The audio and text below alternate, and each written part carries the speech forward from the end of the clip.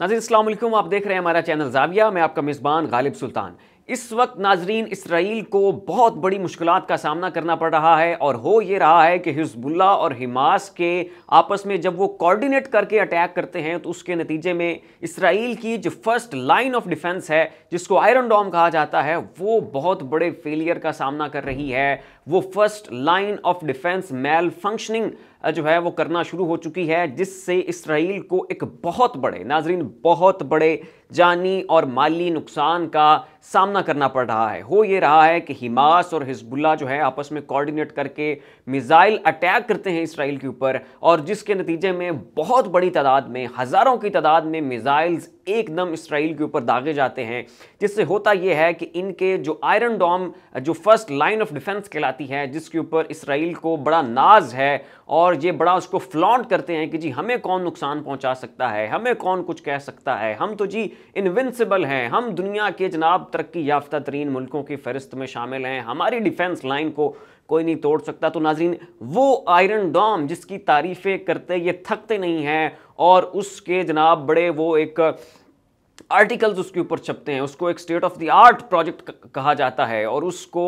जो इसराइल की तरक्की है, इसराइल की जो डेवलपमेंट है, उसको उस आयरन डोम के थ्रू जो है वो असेस किया जाता है कि देखिए ये है इसराइल मुल्क जिसने आयरन डोम जैसी टेक्नोलॉजी बना दी। तो वो आयरन डोम नाजरीन इस वक्त मेल फंक्शनिंग का शिकार है, जिससे इसराइल को ही नुकसान पहुंच रहा है। हो ये रहा है कि हिज़्बुल्लाह और हमास की जानिब से कोऑर्डिनेटेड अटैक होता है, हज़ारों की तादाद में मिसाइल्स जो हैं वो इसराइल के ऊपर दागे जाते हैं, और इधर से जो आयरन डोम की बैटरीज हैं, इसमें से फौरी तौर पे मिसाइल्स जो हैं वो उधर से आने वाले मिसाइल्स को डिटेक्ट करते हैं, हवा में जाके ही वो हमास के और हिज़्बुल्लाह के मिसाइल्स को इसराइली मिसाइल्स उसके साथ एक कोलिजन करके, उसके साथ टकरा के उसको हवा में नाकारा कर देते हैं, और फिर उसका जो मलबा है वो ज़मीन के ऊपर गिरता है, और इसके नतीजे में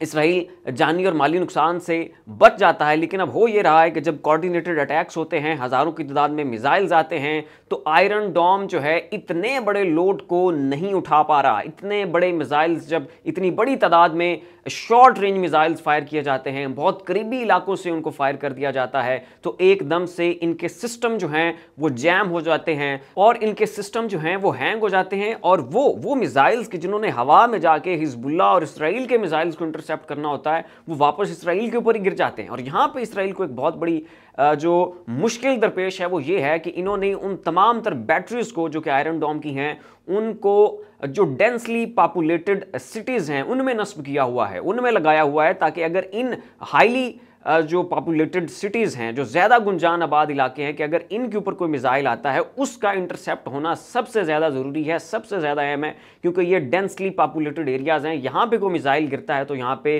कैजुअलिटीज़ की जो रेशो है वो बहुत ज़्यादा बढ़ जाएगी। तो उससे बचाव के लिए आयरन डोम की सभी बैटरियाँ ज़्यादातर जो है वो बड़े और डेंसली पॉपुलेटेड एरियाज़ में नस्ब हैं। तो अब उनके मेल फंक्शनिंग की वजह से जो मिसाइल्स वापस आके गिर रहे हैं वो भी ज़्यादा गुंजान आबाद इलाकों के ऊपर आके गिर रहे हैं, जिससे इसराइल को एक भारी नुकसान का नाज़रीन जो है वो सामना करना पड़ रहा है। और इस चीज़ को इनके अपने जो आर्मी के ऑफिशियल्स हैं, इनकी जो अपनी इंटेलिजेंस एजेंसीज हैं, वो ये रिपोर्ट कर रही हैं कि यहाँ पे हमें इस एक बहुत बड़ी मुश्किल का सामना करना पड़ रहा है कि कोऑर्डिनेटेड अटैक होता है और हमारे सिस्टम्स जो हैं वो फेल हो जाते हैं। एकदम से इतने सारे मिसाइल्स को ना तो हम डिटेक्ट कर पाते हैं, ना इंटरसेप्ट कर पाते हैं, और फिर ये है कि हमारे अपने मिसाइल्स हमारे ऊपर गिरना जो है वो शुरू हो जाते हैं। दूसरी जानिब नाज़रीन इसराइल ने इस सारी ये जो इनकी मेल फंक्शनिंग है आयरन डोम की, इसके पेश नज़र एक कदम उठाया है, और इन्होंने ये किया है कि लबनान के साथ हिज़्बुल्लाह जहाँ पे इनका आमना सामना होता है, उस बॉर्डर के साथ जितनी भी आबादियाँ हैं, जितने भी लोग वहाँ पर आबाद हैं,